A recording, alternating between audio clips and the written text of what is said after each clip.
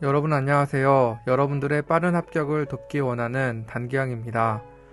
이번에 준비한 콘텐츠는 단기 합격자의 시험지를 보면서 이런저런 팁을 드리는 콘텐츠입니다.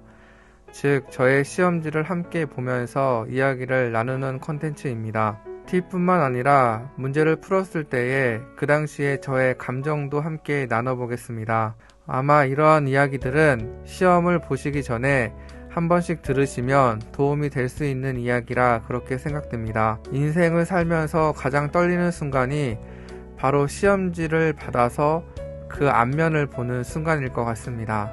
저는 이 시험지를 받고 그리고 앞면을 쭉 봤을 때 엄청 떨렸었습니다. 그때의 감정 그대로 한번 이야기를 나눠보겠습니다. 국어 시험지를 한번 살펴보면서 저의 이야기를 들려드리겠습니다. 먼저 1번 문제는 저의 지방직 시험 전체에서 처음 만나는 문제였습니다. 즉, 엄청 긴장되는 상황에서 문제를 만나게 된 것입니다. 따라서 1번 문제가 어려운 문제가 아니었음에도 불구하고 그 긴장감 때문에 문제를 쉽게 풀지 못했습니다. 긴장감은 시험을 볼 때 꼭 이겨내야 하는 부분입니다. 그리고 시험 시간이 지날수록 분명 이 긴장은 풀리게 되어 있긴 합니다. 그렇게 1번을 풀고 2번 문제도 어렵지 않은 문제였습니다. 그런데 여전히 긴장하는 상태여서 이 보기의 내용이 잘 이해가 되지 않았습니다.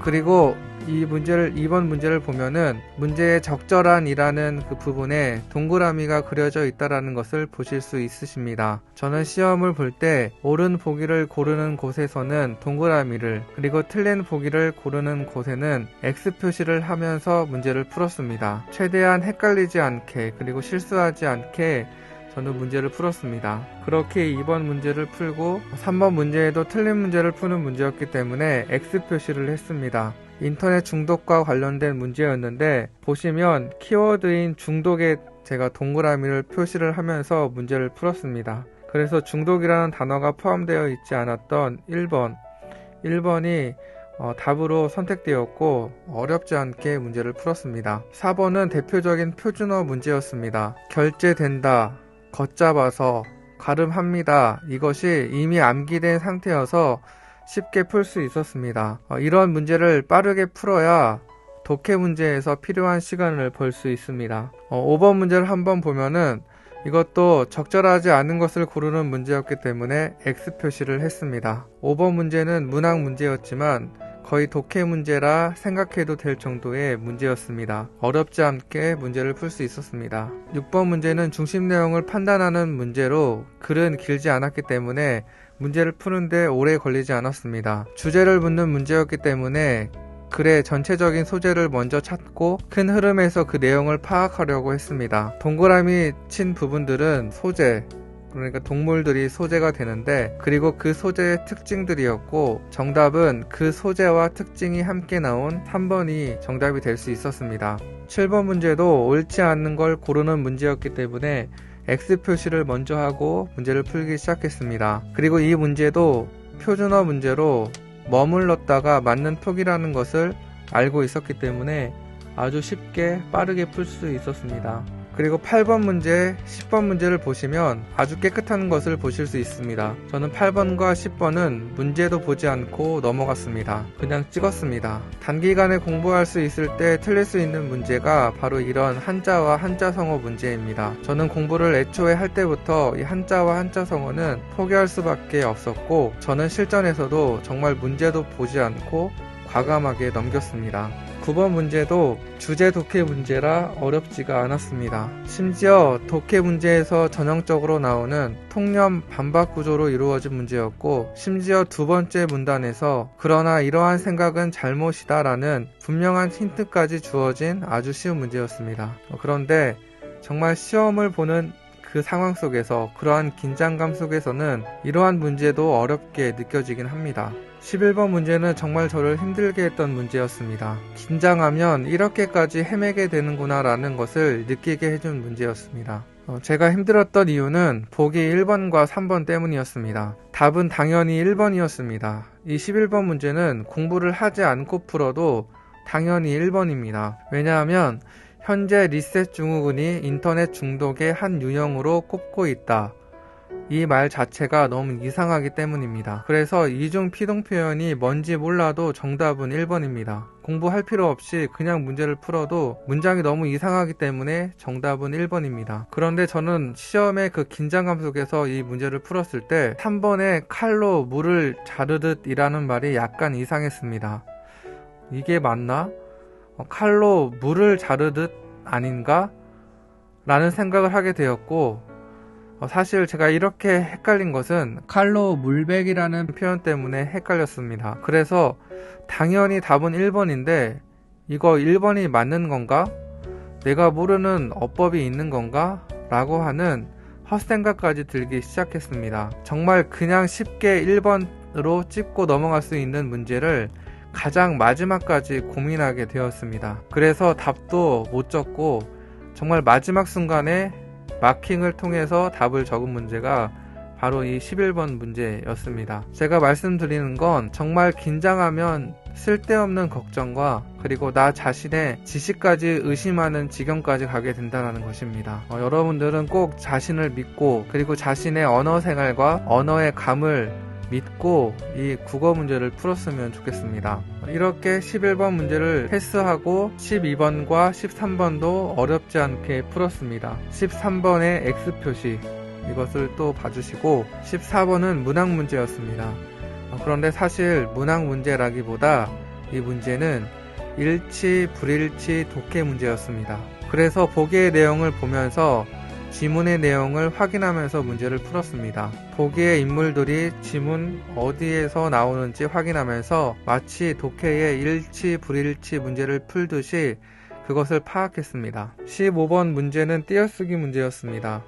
매년 꼭 나오는 문제였기 때문에 최선을 다해서 잘 준비를 했고 그리고 기출문제를 풀었을 때에도 많이 틀리지 않았었습니다. 그런데 실전에서 틀렸습니다.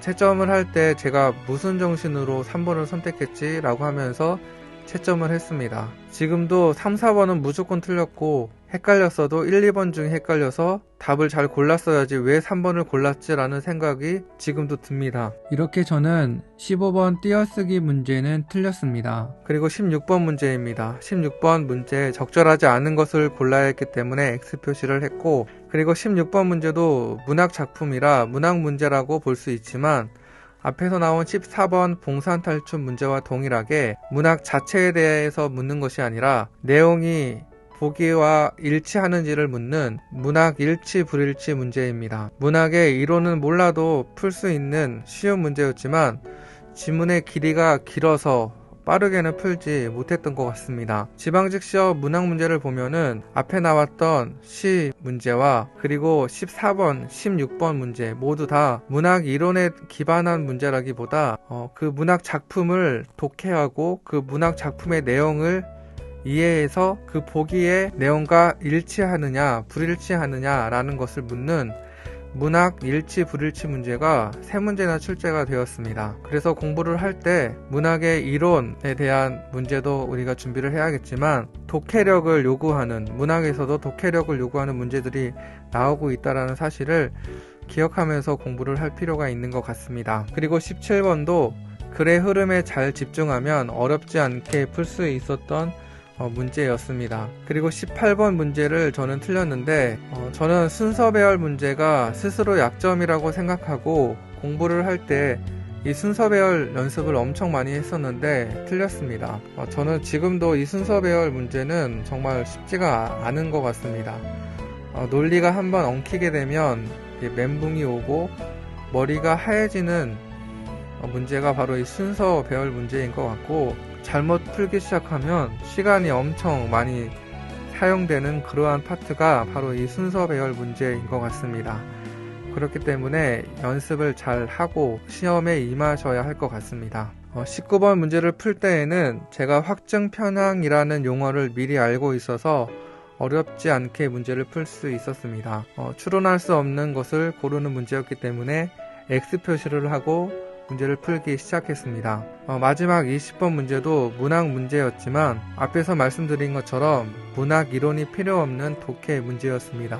행위의 주체를 표시하면서 문제를 풀었습니다. 이렇게 6개월 공부를 하고 저는 국어 80점을 맞았습니다. 틀린 문제는 한자, 한자 성어, 그리고 띄어쓰기, 순서 배열 문제였는데 단기간 공부를 할 때 틀릴 수 있는 한자 성어는 처음부터 포기했고 또 문제도 보지 않고 패스했기 때문에 아쉬움이 없었지만 띄어쓰기는 아쉬웠었습니다. 그리고 순서 배열 문제는 약점을 극복하기 위해서 최선을 다해서 노력했는데 틀린 점은 많이 아쉬웠었습니다. 이렇게 오늘은 저의 국어 시험지를 보시면서 단기간 공부했을 때에 대처할 수 없는 그런 문제들, 그리고 또 문제를 풀 때 또 어떠한 감정으로 문제를 풀었는지, 그리고 또 실전 시험에서 어떠한 팁으로, 어떠한 문제 기술로 또 답에 접근할 수 있는지에 대해서